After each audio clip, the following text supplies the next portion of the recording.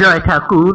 শ্রী শ্রী রামকৃষ্ণ পুঁথি দ্বিতীয় খণ্ডের অন্তর্গত পুরী প্রবেশ এবং রানী ও মথুরের সঙ্গে পরিচয় এই অধ্যায় থেকে আমরা পাঠ করছি। বিগত 3 দিন যাবত এই অধ্যায় থেকে আমরা পাঠ করেছি। আজ আমরা পাঠ করব চতুর্থ দিন, পাঠ করব আজ পৃষ্ঠা সংখ্যা 49।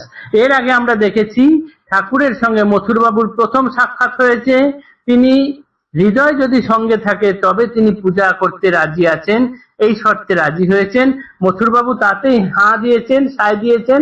তাতেও তার মনে প্রচুর আনন্দ, কেননা ঠাকুরের মতো একজনকে পূজারী হিসেবে পাওয়ার অর্থই হলো মা ভবতারিণীকে খুব শীঘ্রই জাগ্রত করে তোলা। এই জন্য তার মনে খুব আনন্দ। এবং পুথিকার বলছেন যে বাইরে থেকে দেখলে বোঝা যায় না, ভিতরে বা তলিয়ে ভাবলে পরে চোখ বন্ধ করে যদি দেখা যায় তাহলে বোঝা যাবে এই একটা বিশাল লীলা ক্ষেত্রের বীজ রোপণ করা হলো মাত্র। এই অবধি আমরা গতদিনে পাঠ করেছিলাম। আজ পরের অংশ পাঠ করব, যেখানে দেখব এই প্রথম রানী রাসমণি ঠাকুরকে দেখছেন, তার কিরকম মনের প্রতিক্রিয়া হলো। একদিন পুরী মধ্যে এখানে সেখানে ভ্রমিছেন প্রভু রানী, দেখে শুভক্ষণে চমকি উঠিল প্রাণ দেখিয়া মূরতি, দিব্য ভাব আপন্ন কায় দিব্য মুখ জ্যোতি, ব্রাহ্মণ কুমার সুশ্রী ঈষদ আঁখি বাঁকা, সুন্দর লাবণ্য কান্তি অঙ্গময় লেখা, সুবিশাল বক্ষস্থল ললাট প্রশস্ত, সুশোভন নাসা বাহু আজানুলম্বিত, অতি মনোহর ঠাম শোভার আগার, দেখিয়া হইল হৃদয়ে ভক্তির সঞ্চার, কেবল ভক্তি নহে স্নেহ মিশামিশি, বারে বারে যত হেরে ততই হয় খুশি। রানী রাসমণি প্রথম যে ঠাকুরকে দেখলেন, দেখেই তিনি অবাক হয়ে গেলেন, চমকে উঠলেন তার মূর্তিটি দেখে। আরে কাকে দেখছি? দিব্য ভাবাপন্ন এক মূর্তি, তার মুখে যেন দিব্য জ্যোতি মেশানো আছে। তিনি ব্রাহ্মণ কুমার সুশ্রী, কি সুন্দর দেখতে, তার চোখ দুটি সামান্য বাঁকা, সুন্দর চেহারা এবং আজানুলম্বিত হাত, বক্ষস্থল বিশাল, ললাট প্রশস্ত, আর আর যত যত শুভ গুণ চিহ্ন ইত্যাদি আছে। দেখে ঠাকুরের মা অর্থাৎ রানী রাসমণির ভীষণ ভক্তির সঞ্চার হলো। শুধু ভক্তি নয়, দেখে তার সন্তান সম স্নেহ এবং তার মনে উদ্রেক হলো।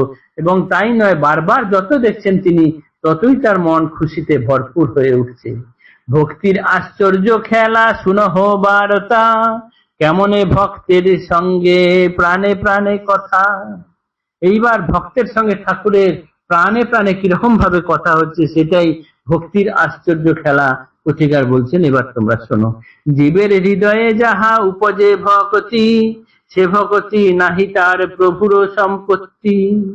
জীবের হৃদয়ে যে ভক্তি উৎপন্ন হয়, সেই ভক্তি তার প্রভুর সম্পত্তি নয়, সে তার নিজের সম্পত্তি।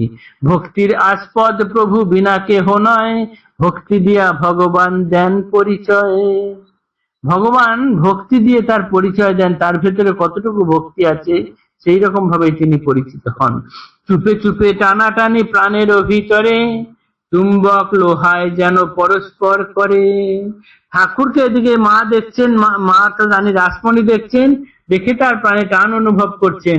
আর এদিকে ঠাকুর যেন তাকে লোহার যেমন চুম্বক যেমন লোহাকে টানে সেই রকম টানছেন। এই জিনিস ঘটে যাচ্ছে। এমন সময় এক অদ্ভুত ঘটন। এই যে প্রথম দর্শন হলো মা রানী রাসমণির সঙ্গে প্রভুর প্রথম সাক্ষাৎ হলো এটা। এরপর ওই দিন আর তেমন কিছু ঘটনা নয়, কিন্তু তারপরে এক অদ্ভুত ঘটনা ঘটে যায় মন্দিরে। এ সময় ঘটে এক অদ্ভুত ঘটন। বিষ্ণুর পূজায় ব্রতী ছিল যে ব্রাহ্মণ, শুভ দিন জন্মাষ্টমী পূজার সময়, ভাঙিল বিষ্ণুর পদ ভীত অতিশয়। জন্মাষ্টমীর দিন, শুভ জন্মাষ্টমী দিন পূজায় বেশ ঘটা করে পূজা হচ্ছে। এই সময় বিষ্ণুর পূজা করছিলেন যে ব্রাহ্মণ, তিনি পূজা করতে করতে হঠাৎ বিষ্ণুর পড়ে গিয়ে সেই বিষ্ণু মূর্তির পা ভেঙে গেল। তাতে সকলেই অতিশয় ভীত হয়ে রইলেন, কেননা রানীর কানে উঠলে পরে কথা কার কি হয় সেটাতেই সবাই ভীত সন্ত্রস্ত। কানে কানে সব শুনে পুরীর ভিতর, অবশেষে পশে বার্তা রানীর গোচর। ভক্তিমতী রাসমণি মরে মহা খেদে, বিষ্ণুর চরণ ভঙ্গ অশিব সংবাদে। হুলস্থুল পড়ে গেল পুরীর ভিতরে, অগণন লোকজন কম্পমান ডরে। বিশেষে পূজারী যে বা অনাবিষ্টমতি, পূজা বন্ধ ভগ্ন অঙ্গে পূজা নয় রীতি। নূতন মূর্তিটাই পূজার কারণ, বিধি দিল আনিবারে বিধিজ্ঞ ব্রাহ্মণ। পূজা করার সময়, জন্মাষ্টমীর পূজা করার সময় বিষ্ণু মূর্তির পা ভেঙে গিয়েছে। তাই যারা বিধি সম্বন্ধে বিশেষ বিজ্ঞ তারা মত দিলেন যে ভাঙা মূর্তিতে পা পুজো করা যাবে না। তাই পূজার ওইখানে যারা যুক্ত ছিলেন, মন্দিরময় সব কর্মচারীর মধ্যে হুলস্থুল পড়ে গেল, সকলেই ভীত সন্ত্রস্ত হয়েছেন। এবং রানী রাসমণির কানে যখন এই কথা পৌঁছালো, তিনি মহা খেদে, খুব খেদ করলেন এবং অশুভ লাগলো তার এই খবরটা শোনার পরে। এবং এর উপরে আবার ব্রাহ্মণ বিধি দিলেন যে পূজা করার জন্য তাড়াতাড়ি করে নতুন মূর্তি আনো, ভাঙা মূর্তিতে কখনো পূজা সম্ভব নয়। আজকের পাঠে এই পর্যন্তই রইল। আগামী দিনে পরের অংশ পাঠ করে দেখবো আমরা এরপর কি হলো। জয় ঠাকুর, নমস্কার, ধন্যবাদ।